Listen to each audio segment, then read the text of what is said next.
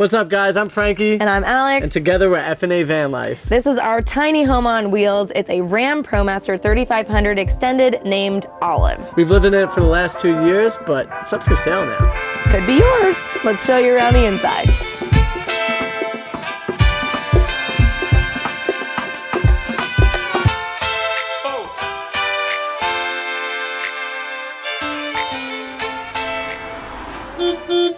We've built this van to live in full-time, and not only live in full-time, but also to be able to host.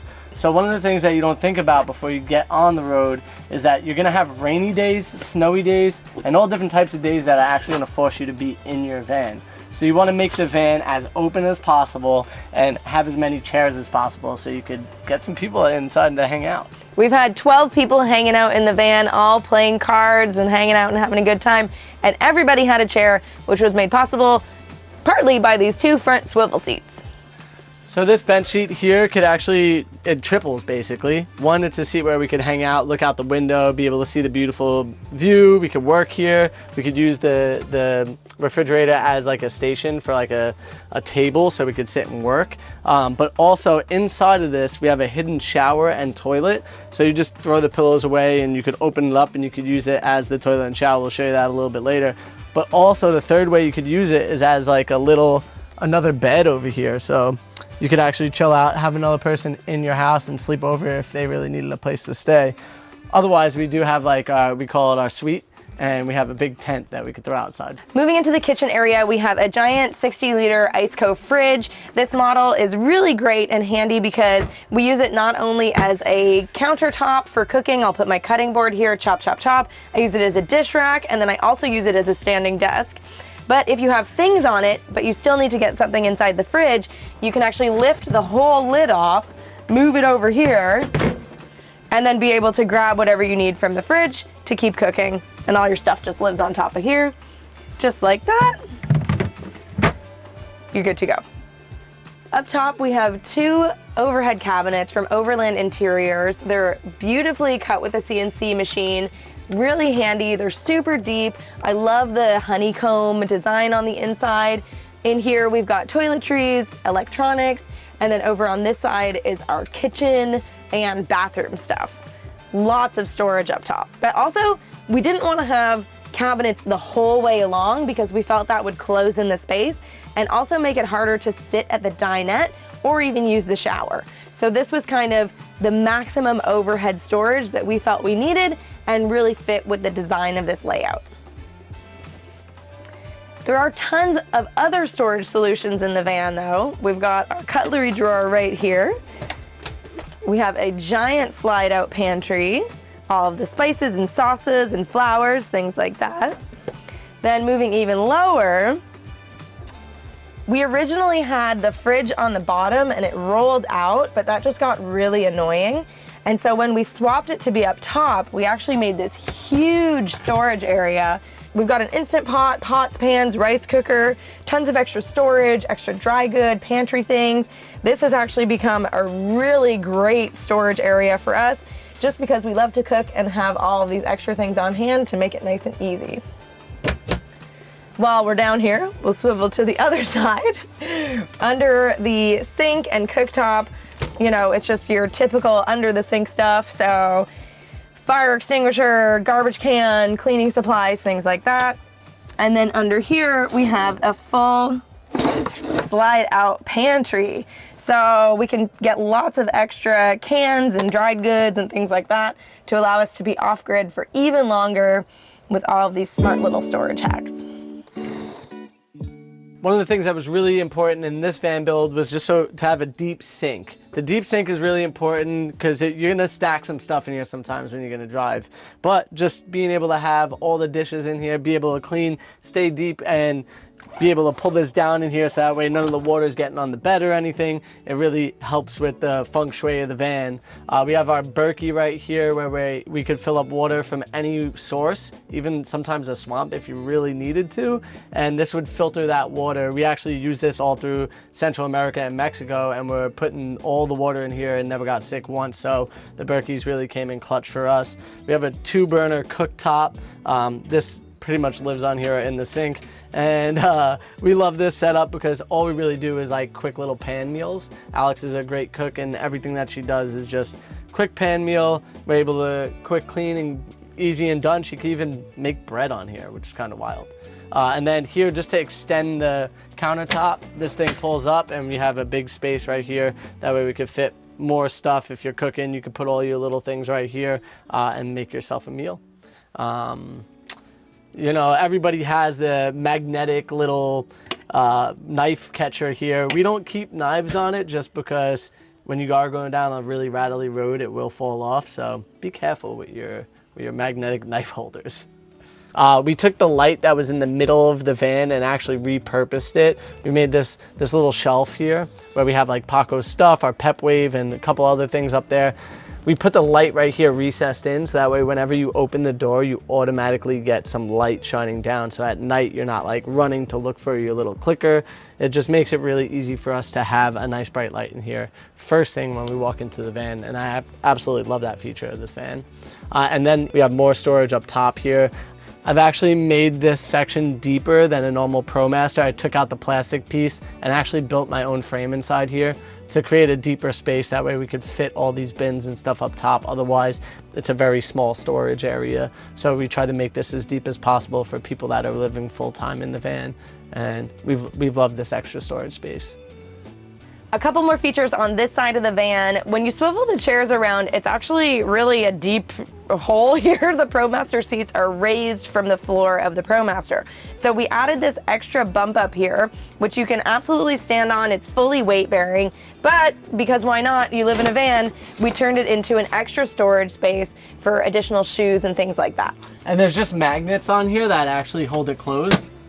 And it's never fell apart once star in our travels. Never fallen off while we were driving. The whole time in Alaska, Baja, all the way down to Panama, it's never came off. So it's super sturdy.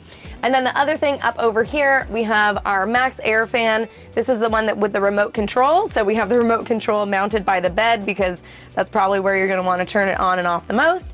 And then we have to talk about the ceiling. This is American tin. It's fully magnetic, which is amazing. If you have things that you need to dry, like say you have a bathing suit or something like that, or wet gloves or whatever, you can just put a couple magnets up and hang them to dry, which is really nice. And that's also how we keep our shower curtain up. We have our bed area back here. It is incredibly comfy. This is Paco's favorite spot in the van. He does never want to get out of here. But underneath, we have our Robusto gasoline heater, so the van will stay nice and warm all winter long. We've had this van as cold as -30 up in Banff, Alberta, and then as hot as 100+ degrees down in Central America, and we've been comfy in both temperatures, which is saying a lot. Back here, we also have all of our storage for clothing. So we have matching bump outs on each side, which act as the backer for your chair when you're sitting at the dinette. But when you're not, or when you need to grab your clothing, it's actually a full, huge clothing storage. We have little holders in there and we'll roll up our clothing and stuff it all in. And so we've lived in this van full time for 2 years and fit all of our clothes between these two storage areas and then a couple of bins in the front area and the top. No, stop. Oh, look. Stop. Look, I was showing you this. Oh, he wants to talk about the hatch. So in the back here, beside the bed, we actually have 2 windows in the back that both provide a lot of really great airflow. And then we have these custom window covers that keep them insulated in the winter and in the summer from letting the hot come in. And then we also have the Hiki Dometic hatch in the back, which lets in so much beautiful natural light and air. And it allows us to not really have to use our power bank during the day. We don't have to turn on any lights during the day. We just pop open the hatch and we have beautiful light inside the van. It also has a bug screen on it, so you can just pull the bug screen open here and close it, and then you can pop the hatch open if you want an actual breeze coming through, if you're just going to use your front fan. But we also have these 2 fans on the back here. This is what kept us nice and cool when we were in Central America. Airflow on your body at night is like the most important thing in the world. So we just use like a sheet put the sheet over ourselves and we turn those fans on. Actually, Alex tends to be like, shut my fan off. It gets too cold in the middle of the night, because just having that air flowing on you, it makes the world of a difference. Yeah. And the hatch also blacks out. The whole van, once it's all closed up and ready for nighttime mode, is very dark. Yeah. Most people have like the full-on shower and toilet in one wet bath area. For us, we did a little different, because you never know. You might have to, use the toilet as your partner's in the shower. We have a composting toilet. It's a Johnny compost urine diverter with a basic Home Depot bucket. We've actually loved this setup. It's an upgrade from our first van. We didn't want to spend the $1,000+ on the Nature's Head toilet, and this has actually been working really, really well. We've had no problems with it at all, and it's super easy, affordable, and works great. Then next to it, we fully waterproof the entire basin, the toilet and the shower included, because you never know, if an accident happens somewhere or if the shower oversprays, you want to make sure that your wood is completely protected. The shower basin has a drain that goes out, and then the water from the shower actually comes from over here. So in here, we have our Mr. Heater Base Camp water heater. This is a propane-fired hot water heater that allows you, if you needed to, or wanted to, or were near a fresh body of water, you could scoop a bucket out of the lake of water and use that water instead. So you never have to deplete your own supply of water in order to have a nice hot shower. Because the ceiling is magnetic, you can just use the hooks. We just bought a whole pack of these from Amazon. They're just little magnetic hooks. We put them right into the shower curtain and pop it onto the ceiling. So this here is our dinette area and also like our workstation. The great thing about this van is like you could work all over the place. But if you're gonna have like a big day of work or hanging out, this space is great for it. It collapses down pretty easily and also gets put up really quickly. We might not use this all the time. You could literally leave it in bed mode as much as you humanly want, but every once in a while we'll break it out. We'll break out the table so that way we can have a nice dinner together. And it's nice for entertaining friends. We've had 8 people sitting around here playing games, playing cards, things like that. Or we've even had like probably 6 people comfortably eating dinner all together.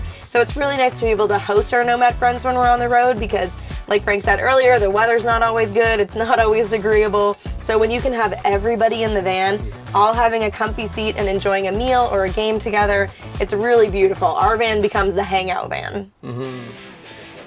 When you're out on the road in your van life in it, one thing that's gonna happen is you're gonna be going down forestry roads and places where you're gonna just pick up scratches all over your paint. So we went ahead and we wrapped a line in this van.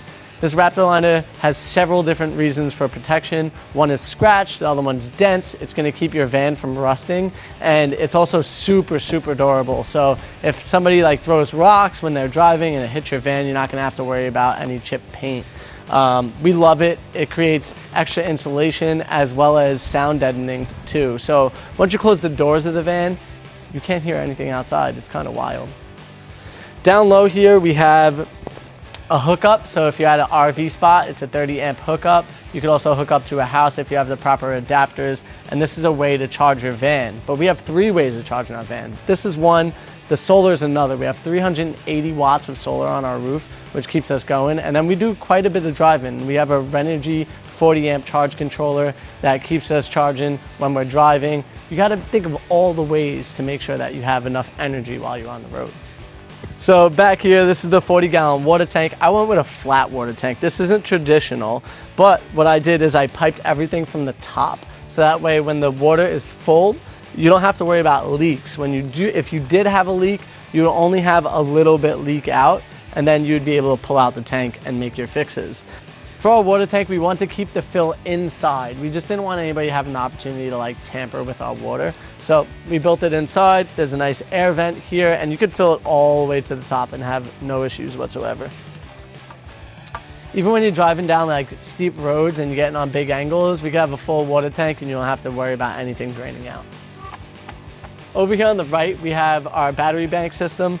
We have 3 lithium-ion batteries at 100 amp hours each. They're all LifePo 4, so they have the best BMS system in it. It actually has a low temperature cutoff, which has worked for us in one situation when we were up in Banff, Alberta, and it was about -30 outside.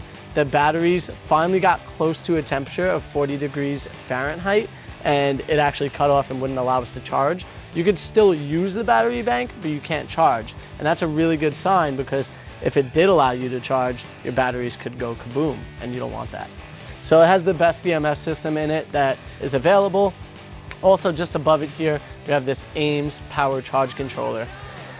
This bad boy right here allows us to have 120 volts in our van, so we could run all the needs that we have being digital nomads on the road, as well as it is the reason why we have this 30 amp charger on the back of the van where we could plug in and actually charge our battery bank. So that's taking the 120, converting it to 12 volts and allowing us to charge that system in the back. There is a shutoff here. This is a 30 amp shutoff. That way, if you do have a spike in amperage, this would cut off and it will allow it to save your system.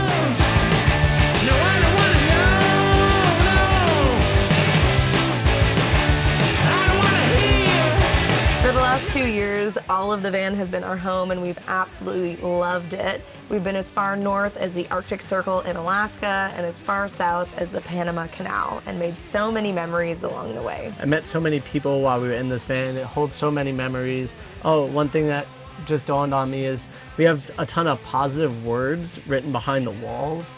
So no matter who gets in this van next, they're just gonna feel a positive vibe from all the words that are behind the walls, I feel like, and all the memories that have been made in it.